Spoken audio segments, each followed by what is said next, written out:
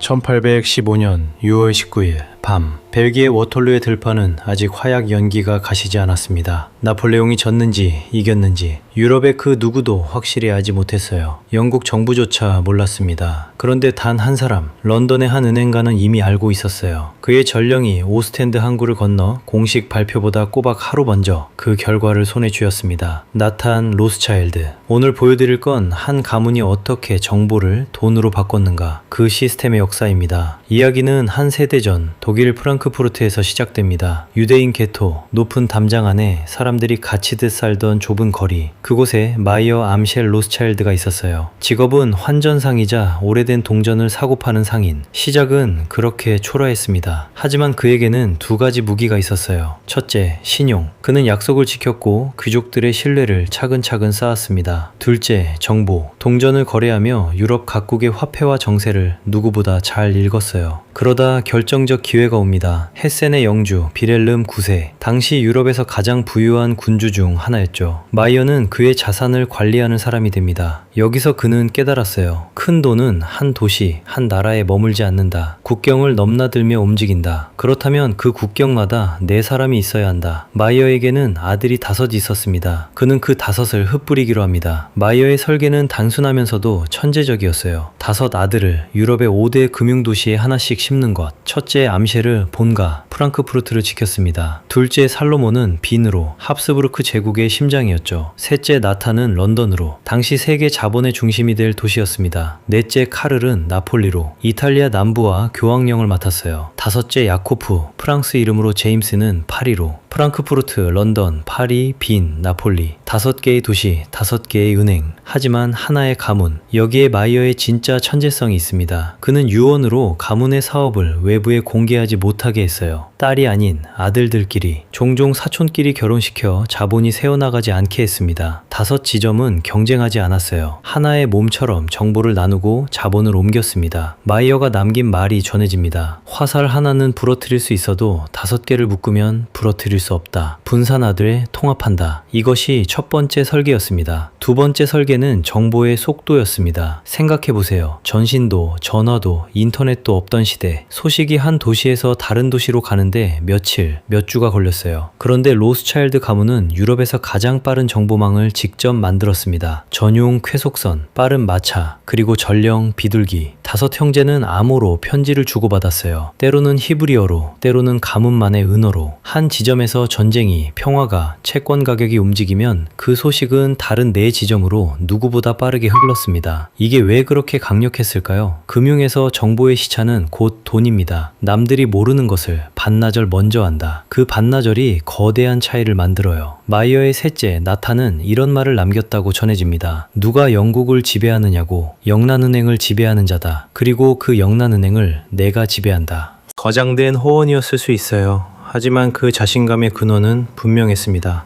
남보다 빠른 정보, 그리고 그 정보를 결정으로 바꾸는 5 형제의 네트워크. 자, 그럼 다시 워털루로 돌아가 봅시다. 여기서 조심스럽게 선을 그어야 합니다. 오랫동안 전해지는 이야기가 있었어요. 나탄이 워털루 결과를 먼저 알고 일부러 영국 채권을 파는 척했다. 사람들이 영국이 졌다고 믿고 따라 팔자 나탄이 그걸 헐값에 쓸어 담아 하룻밤에 천문학적 부를 얻었다. 극적이죠. 하지만 이 이야기의 상당 부분은 사실이 아닙니다. 역사학자들이 추적해보니 이 드라마틱한 버전은 1846년에 한 악의적인 팸플릿에서 시작됐어요. 반유대주의 정서를 담은 일종의 흑색 선전이었습니다. 그렇다면 사실은 무엇일까요? 평전을 쓴 역사학자 니얼 퍼거슨이 가문의 실제 문서를 뒤졌습니다. 확인된 사실은 이렇습니다. 나탄의 전령은 분명히 정부보다 하루 먼저 워털루 소식을 가져왔어요. 나탄은 그 소식을 영국 정부에 전했습니다. 하지만 그 정보로 벌어들인 즉각적 이익은 신화가 말하는 만큼 거대하지 않았어요. 퍼거슨의 분석으로는 그 며칠간의 차익은 비교적 소박한 수준이었습니다. 오히려 가문의 진짜 부는 단 하룻밤이 아니었습니다. 전쟁 자금 조달, 각국 정부의 국채 발행, 환거래 수십 년에 걸친 시스템에서 나왔어요. 여기서 우리가 배울 진짜 교훈은 이겁니다. 부는 한 번의 대박이 아니라 반복 가능한 시스템에서 나온다. 신화는 하룻밤을 말하지만 사실은 100년의 설계를 말합니다. 그럼 로스차일드 시스템을 3가지 원리로 정리해 볼게요.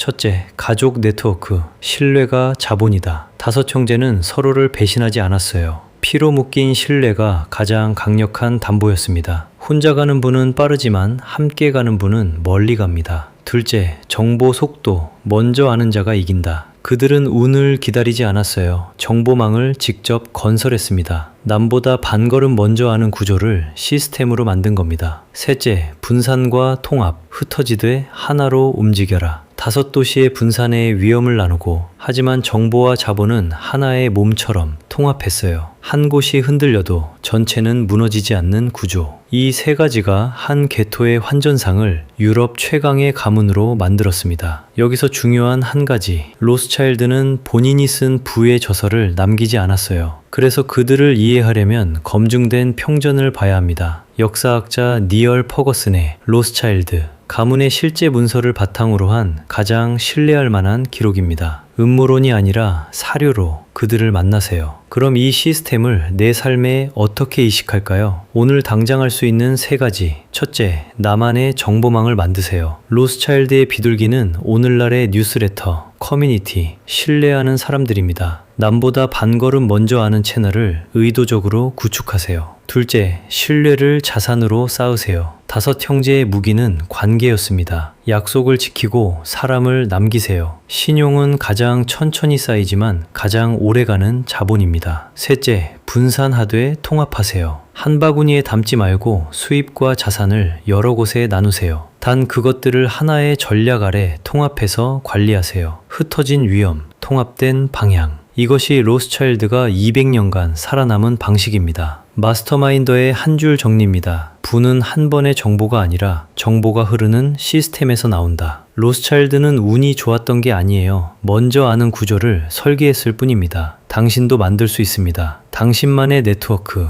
당신만의 정보 속도. 쫓지 말고 만들어라. 다음 편에서는 학교도 안 다닌 뱃사공이 미국의 운송망을 통째로 장악한 이야기, 코르넬리우스 벤더빌트 에피소드 5에서 만납니다. 구독과 좋아요는 이 채널이 계속 성장하는 원동력입니다. 마스터마인드였습니다.